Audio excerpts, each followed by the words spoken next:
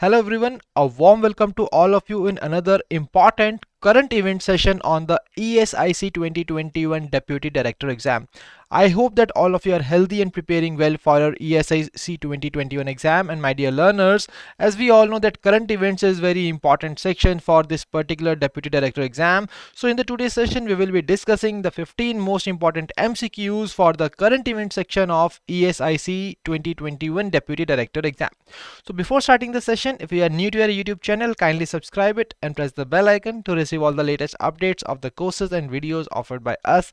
You can also join our Telegram channel to get the access to the PDF of these lectures.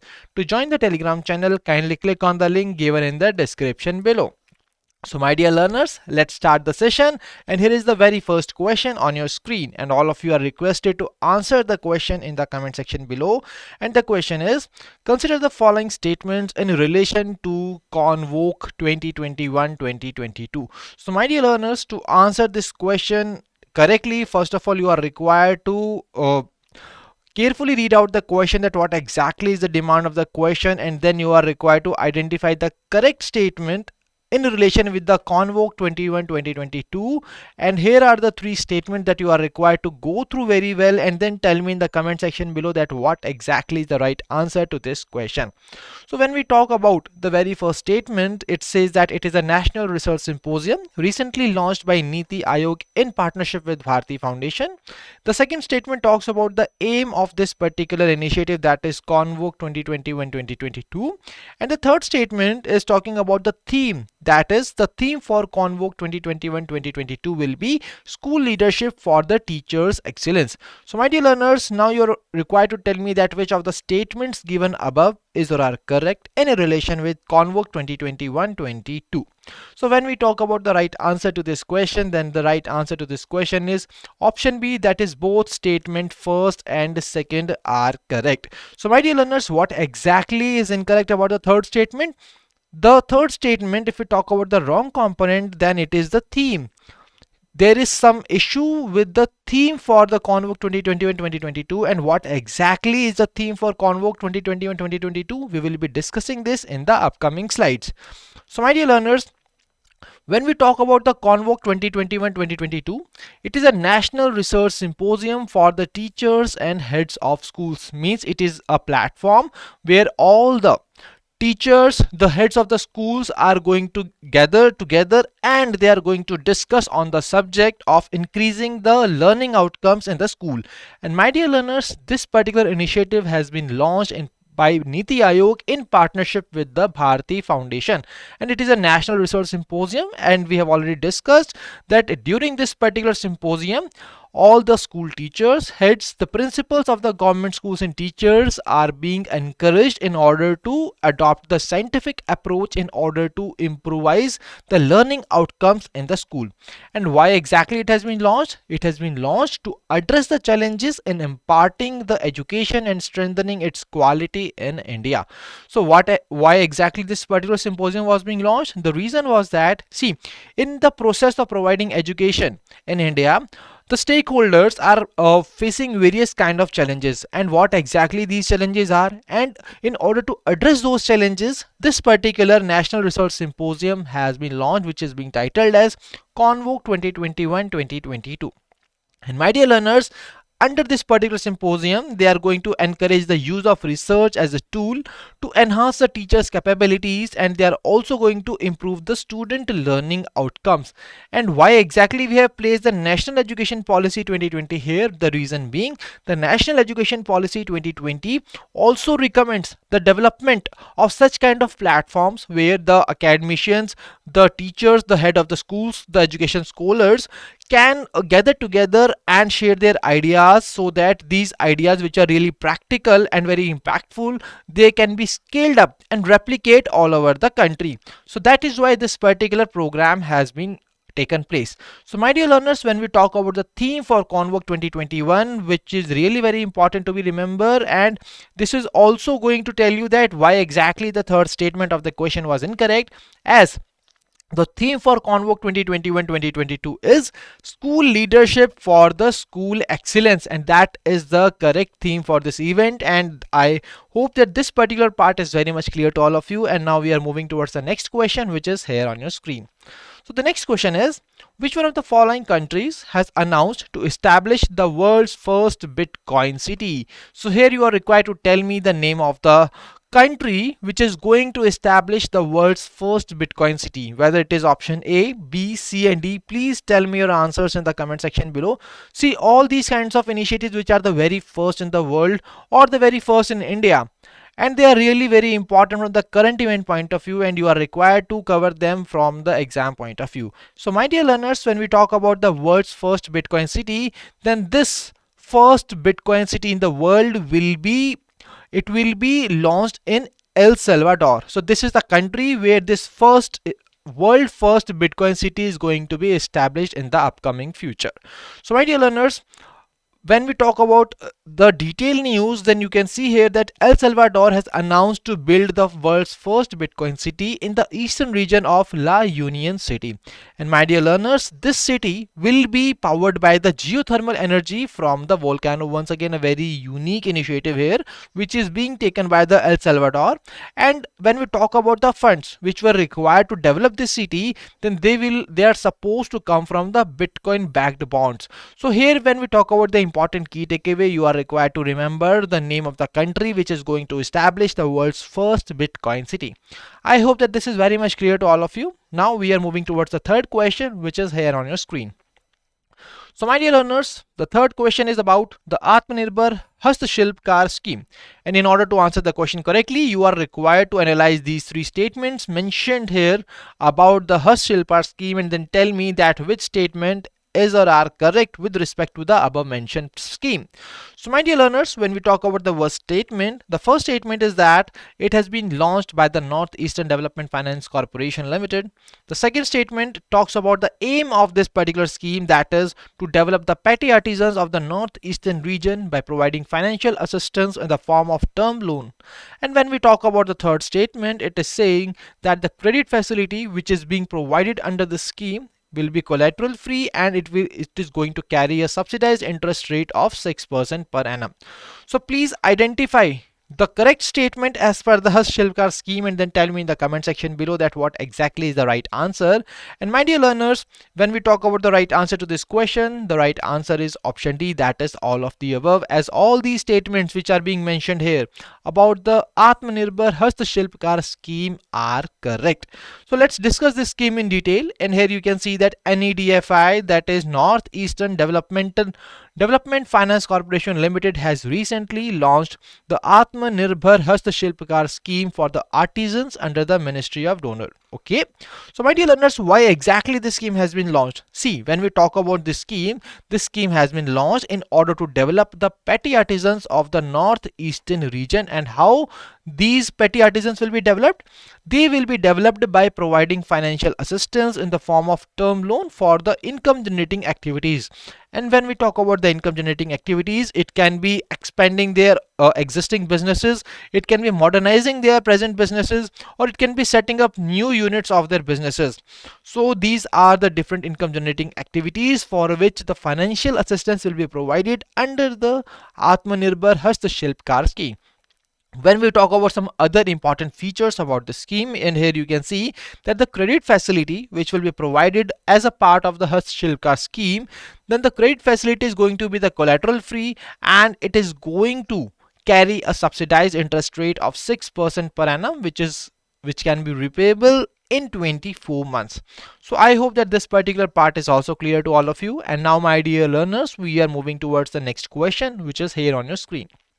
So the next question is, a steering leadership meeting of the Global Methane Initiative. See, all these international initiatives which are recently in the news are really very important, and that is the reason that we are bringing such kind of questions before all of you, so that you can revise them very well in order to answer the questions in the exam successfully.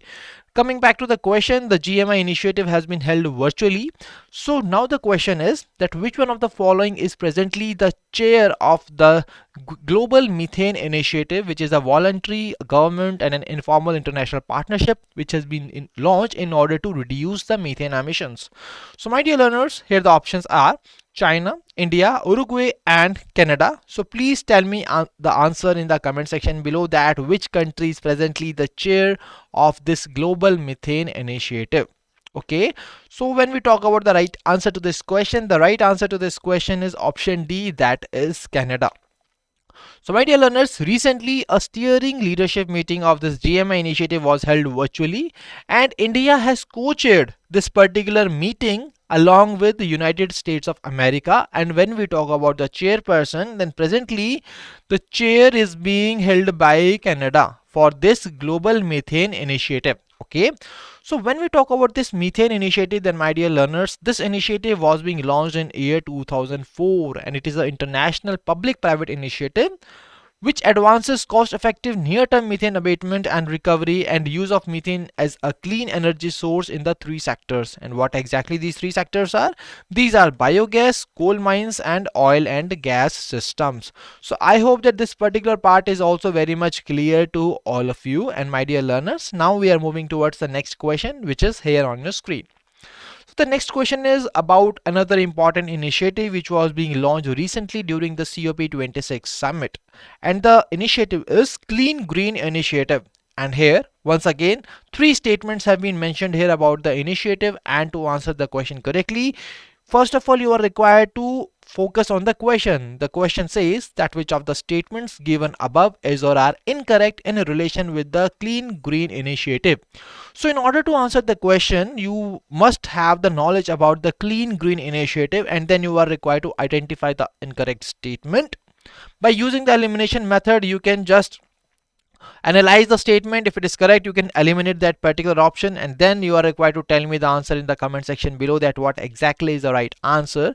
So when we talk about the very first statement, it says that it has been launched by UK government at the COP26 summit. Then the second statement is talking about the aim, that what exactly this initiative is going to do about. And the third statement says that under this particular initiative, the UK government is going to provide £3 billion the funding in order to climate financing for the green growth in the developing countries. So my dear learners, when we talk about the right answer to this question, the right answer is that is option D, that is none of the above.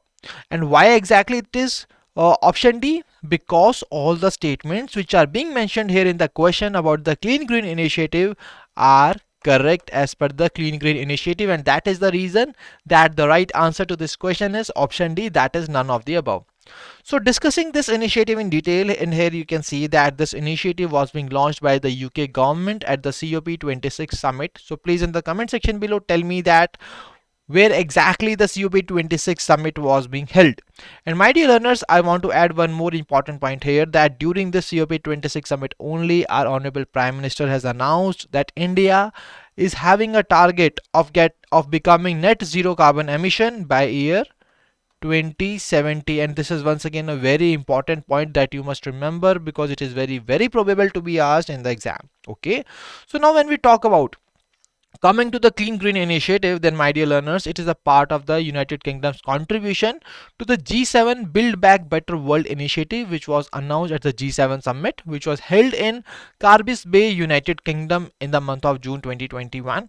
The aim of this summit has already been discussed, and now my dear learners, apart from that, it is also going to support the initiative. The UK government is going to provide £3 billion in the climate financing for the green growth in developing countries and this funding will be provided over the period of next 5 years, including £200 million for a new climate innovation facility. So once again, another important initiative which has been mentioned here in this particular question.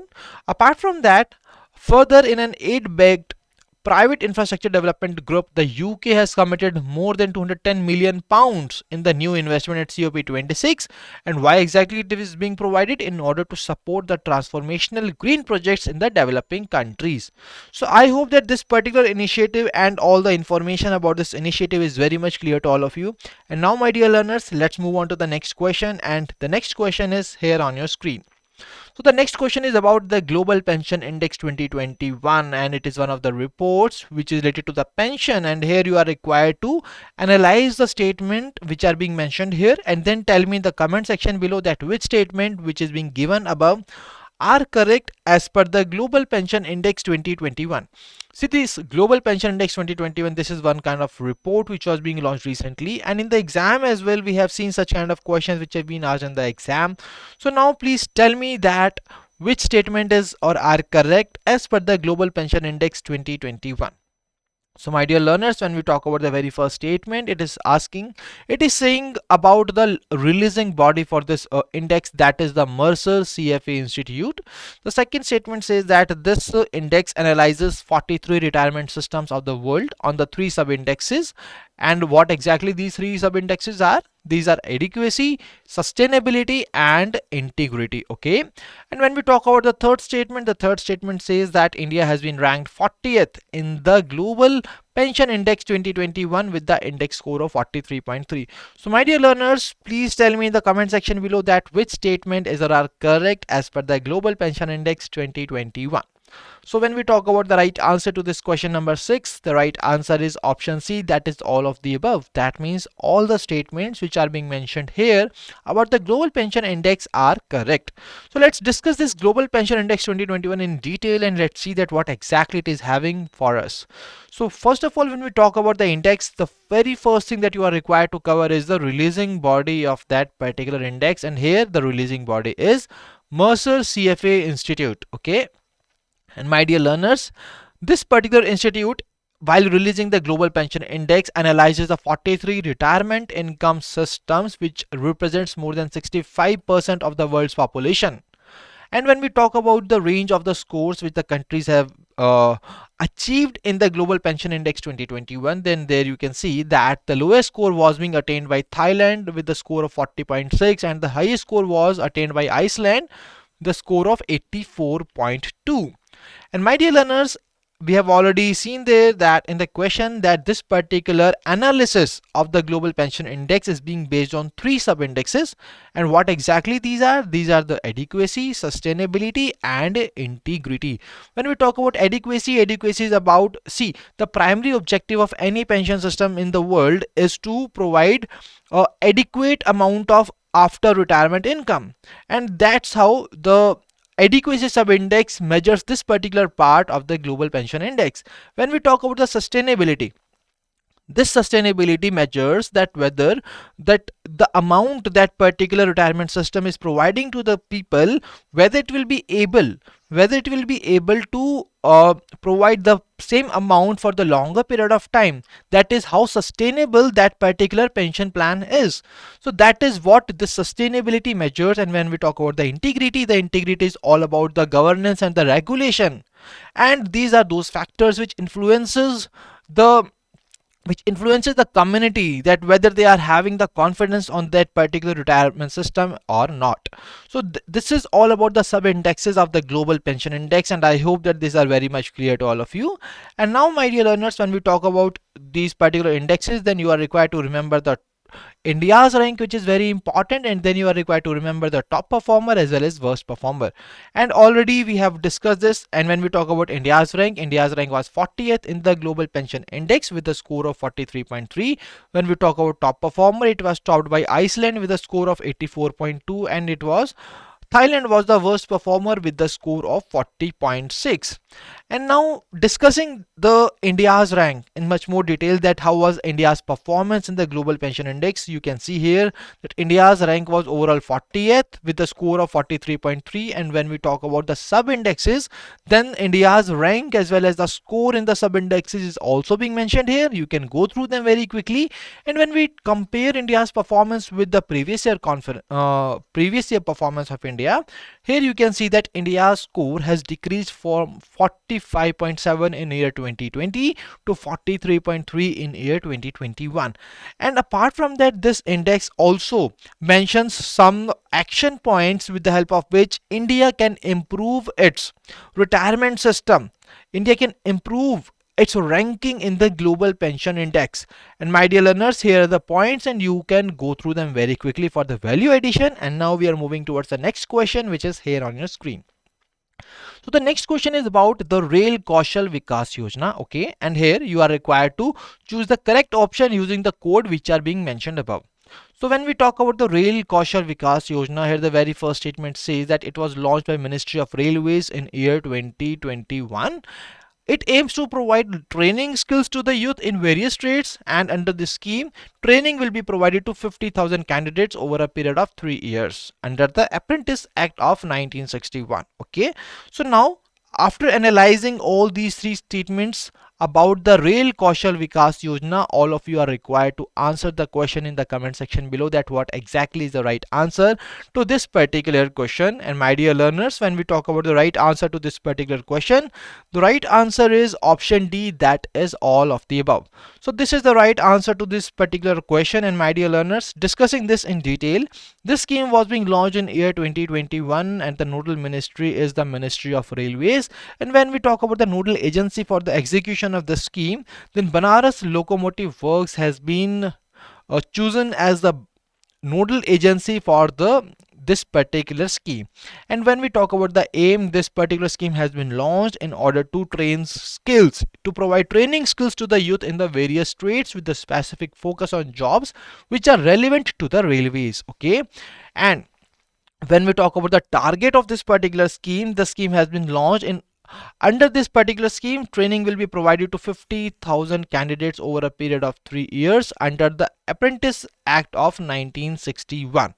So my dear learners, here some other key features of the scheme are already been mentioned here. You can read out them for the value addition and for better understanding about the scheme. And see, these schemes, the programs, the initiatives which are being launched by the government are really very important from the exam point of view, and that is the reason that we are bringing such kind of questions for you so that you can answer them in the exam very successfully. So my dear learners, now we are moving towards the next question, which is about the KenBetwa interlinking of rivers project. Once again, a very important current event for your examination that you are required to cover very well. And here once again you are required to choose the correct option using the code mentioned above. So kindly go through all these three statements which are being mentioned here about the KenBetwa interlinking of rivers project and then tell me that what exactly is the right answer to this question. So when we talk about the very first statement, it says that this Union Cabinet has approved the funding and implementation of the above given project. The total cost has been assessed at 44,605 crore. And the third statement is about the various benefits that this particular project is going to provide to the people which are living in those particular areas.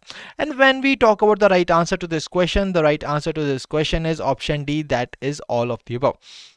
So my dear learners, when we talk about the KenBetwa link project, it is one of the projects under the National Perspective Plan. So please tell me in the comment section below that in which year the National Perspective Plan was being formed. One hint that I want to give you, that it was being prepared by the then Ministry of Irrigation. Okay, so now my dear learners, when we talk about the central support which will be provided to this particular project, here you can see the total of 39,317 crore will be provided, in which 36,290 crore will be provided as the grant and 3,027 crore will be provided as a loan under the KenBetwa link project, whose total cost has been assessed at rupees 44,605 crore. Okay, now when we talk about the KenBetwa link project, see what exactly will be done in this project. The surplus water from the Ken River will be transferred to the Betwa River through the construction of Dodhan Dam and a canal which is linking the two rivers. Okay, and apart from that, when we talk about the different benefits that this particular project is going to provide, then it is that the project is going to provide an annual irrigation of 10.62 lakh hectares. Apart from that, drinking water supply to a population of about 62 lakhs, and it is also going to generate 103 megawatt of hydropower and 27 megawatt of solar power. And when we talk about another important point, that is the implementation of this project, then this project is expected to be implemented over a period of 8 years. And once again, a very important point to be remembered from here. And my dear learners, what exactly Why exactly this is important? See, this particular project is going to provide irrigation and drinking water to the people of the Bundelkhand region, and these particular regions comprise of various districts such as Panna, Tikamgarh, Chhatarpur, Sagar, Damoh, Datia, Vidisha, and so on. And now comes to the important part, that what exactly is the name of the authority which is going to monitor the implementation of this project. And my dear learners, the right answer to that particular part is, this particular project will be implemented by KenBetwa Link Project Authority. And once again, an important point for this particular question. Okay, so I hope that this is very much clear. Now we are moving towards the next question. The next question is, as per the recent announcement made by the Minister of State for Petroleum and Natural Gas, the government of India has set a target to raise the share of natural gas in energy mix from about 6.7% at present to dash percent in year 2030. So here you are required to tell me in the comment section below that what exactly is the new target of the Indian government in order to that is the share of the new share of natural gas in the energy mix, which they are expecting to achieve by year 2030. So my dear learners, whether it is 15%, 10%, 9%, 8%, please answer this in the comment section below. And when we talk about the right answers, the right answer to this question is option A, that is 15%. So here you can see that Minister of State for Petroleum and Natural Gas has recently informed that the government of India has set a target to raise the share of natural gas in the energy mix to 15% in year 2030. And there are various initiatives that they are going to take in order to achieve this particular target. And what exactly these are? These are like the expansion of national gas grid to about 35,000 kilometer. Once again, they are also going to increase this particular part from 20,000 kilometer presently. Okay, apart from that, they are also going to expand the city gas distribution.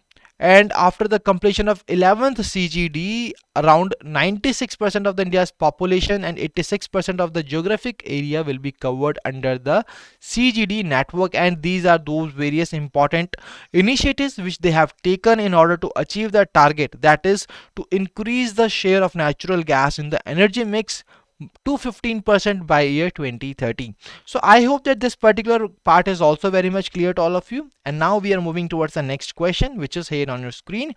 And the next question is about another important report, that is World Inequality Report 2022.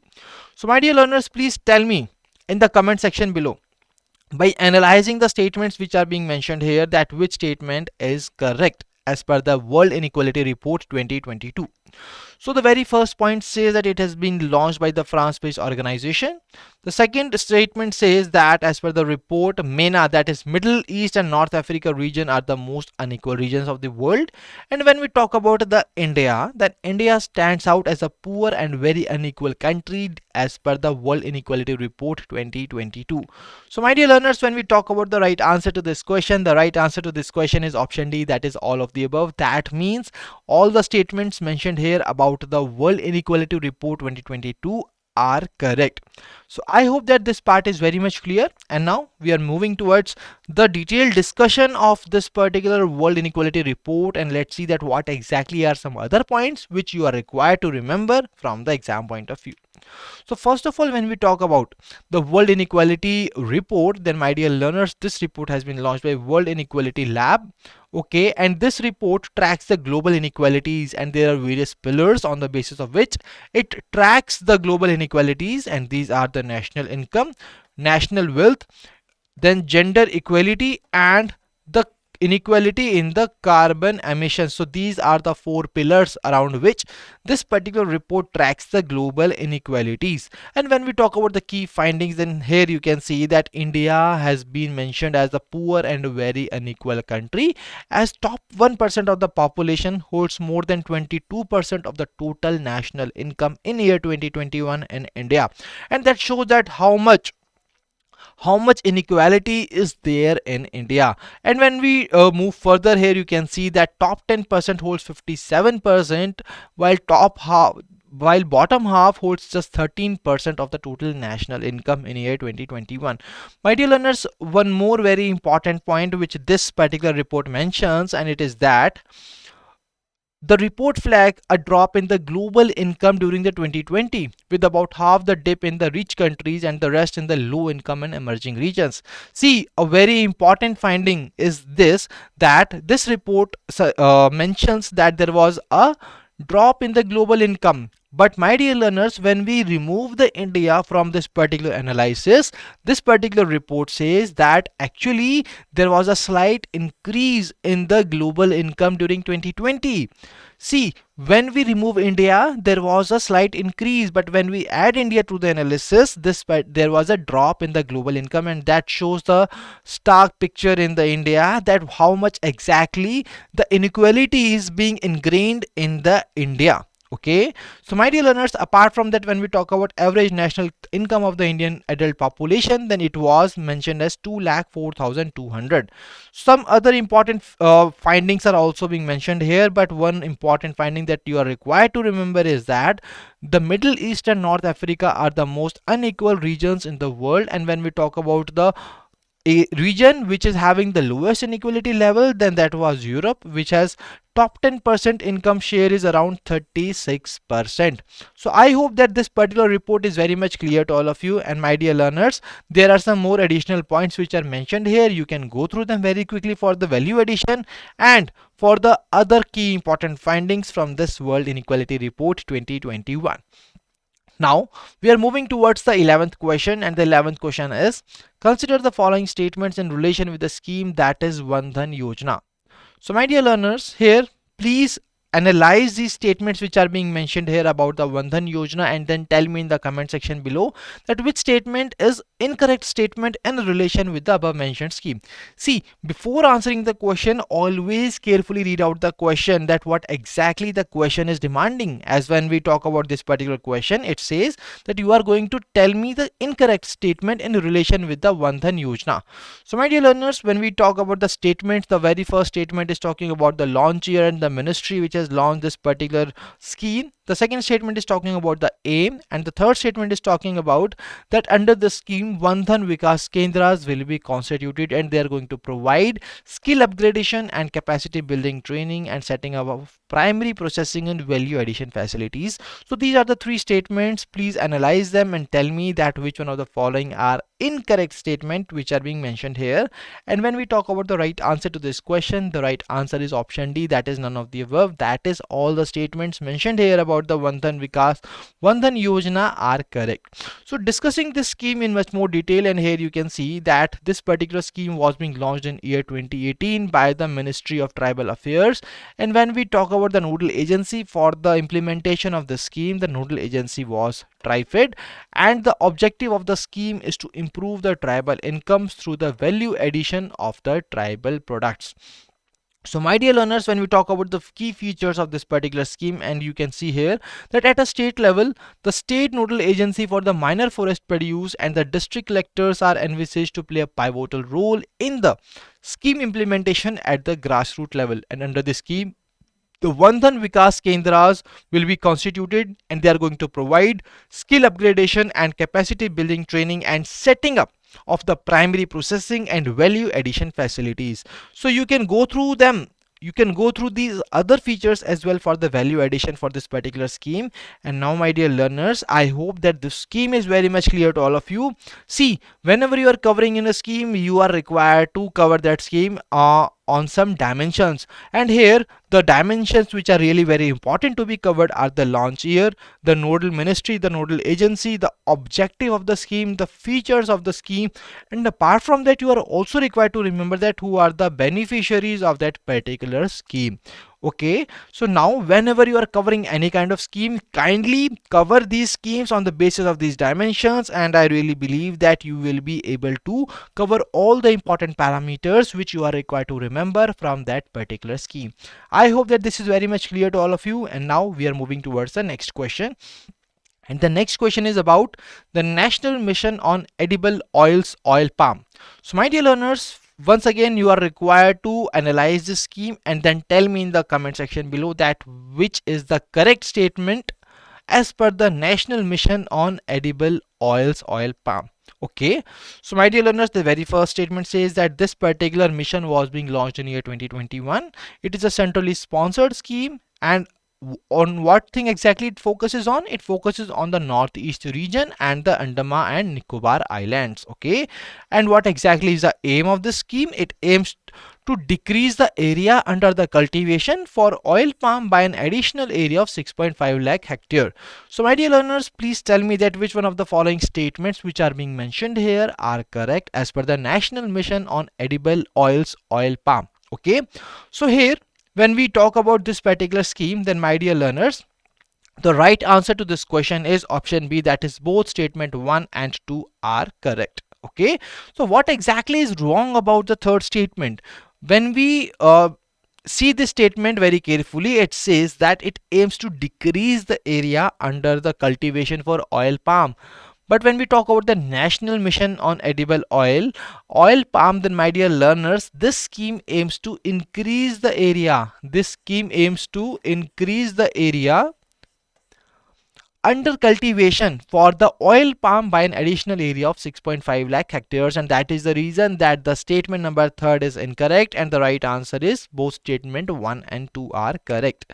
So now discussing this scheme in much more detail, and here you can see that it was launched in year 2021. Aim was to increase the area under cultivation of oil palm. It is a centrally sponsored scheme and it is having a special focus on the northeast region and the Andaman and Nicobar Islands. Apart from that, the financial outlay for this particular scheme is also been mentioned here. And when we talk about the key features, this particular mission plans to increase the oil palm cultivation to 1 million hectares by 2025-2026. See, various targets which are being targeted, which are being mentioned under this scheme are being mentioned here, and here you can see and go through them very quickly as we talk about this. Another important feature of the scheme, it says that oil palm farmers will be provided financial assistance and will get remuneration under a price and viability formula. And when we talk about this viability formula, it is a minimum support price type mechanism, and the government is going to fix this at 14.3% of the crude palm oil price. Okay, and this particular number will be increased eventually by 1%, that is from 14.3% to 15.3%. So I hope that this particular scheme and the various details, the key details of the scheme are very much clear to all of you. And now we are moving towards the next question, which is here on your screen. So the next question is, and here in this question you are required to name the scheme. You are going to identify the scheme. Okay, so the question is, which of the following schemes has been recently launched by Prime Minister for children affected with COVID?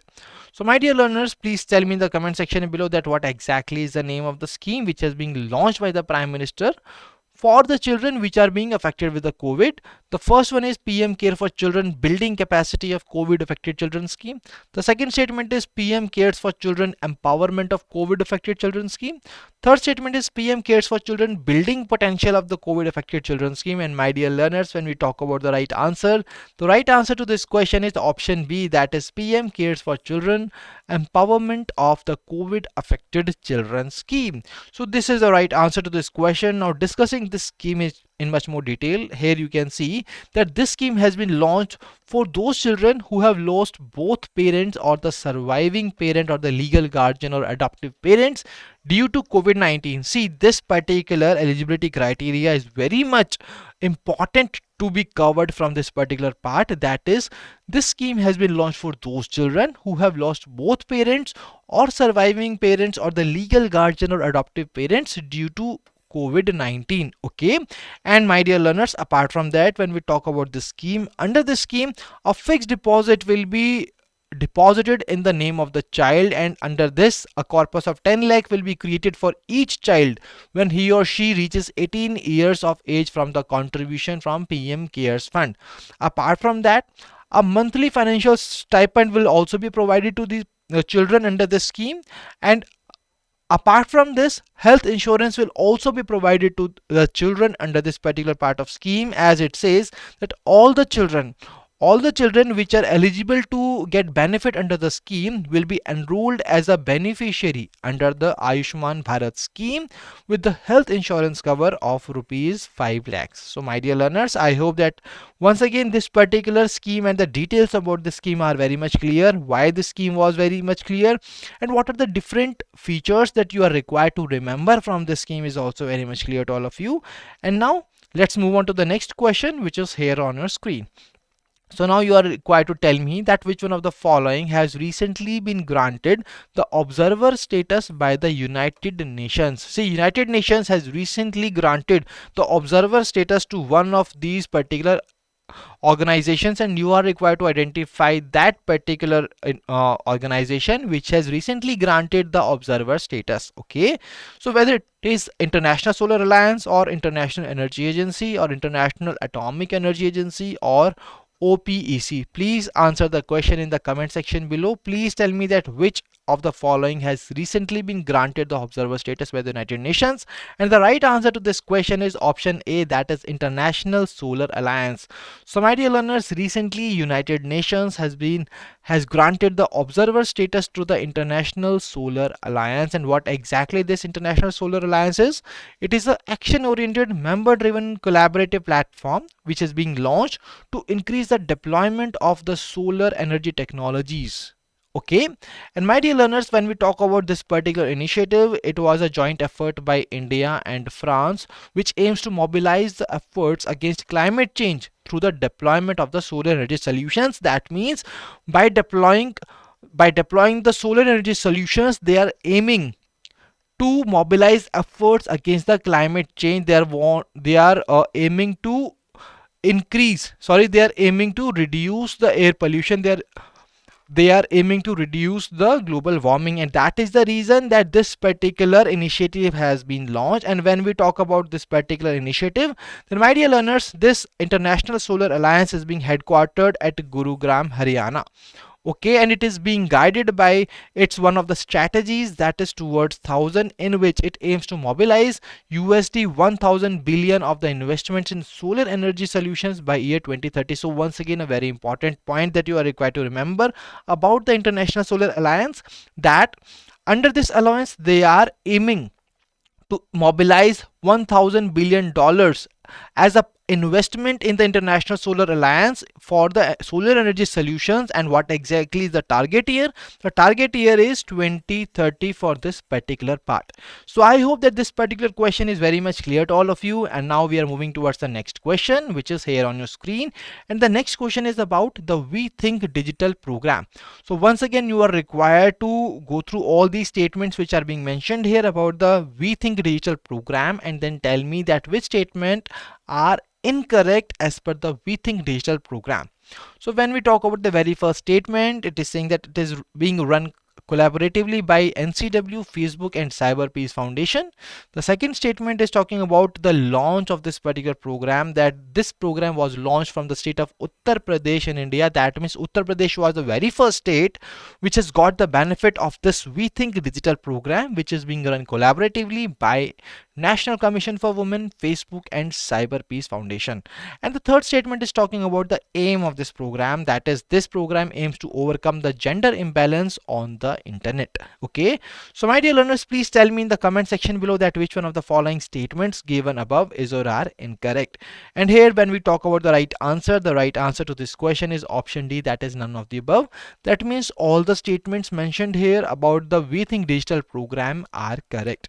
So my dear learners, discussing this in detail, here you can see that why exactly this particular program was in use. It was in use because recently the National Commission for Women has launched online resource center on the cyber safety under this We Think Digital program, and this resource center is going to help women in distress on issues which are pertain to online safety, such as cyberbullying, cyber stalking and financial frauds. Okay, so now when we discuss the We Think Digital program, my dear learners, it is run collaboratively by the National Commission for Women, Facebook and Cyber Peace Foundation. And apart from that, Uttar Pradesh was the very first state to get the benefit of the We Think Digital program, as this program was for the very first time launched in the state of Uttar Pradesh. And what exactly was the aim? The aim was to overcome the gender imbalance on the internet. So my dear learners, that was all from this particular question, and that was also the last question from our today's session. And I hope that this particular question and all the questions that we have discussed in our today's session are very much clear to all of you. And my dear learners, I hope that today's session was very much useful and fruitful to all of you. So if you have liked the session, please give a thumbs up in the comment section below. And if you are having any queries, then you can drop us a mail at hello@edutap.co.in. And apart from that, you can also call us at 814-620-7241. So my dear learners, thank you for joining us. Wish you all happy learning.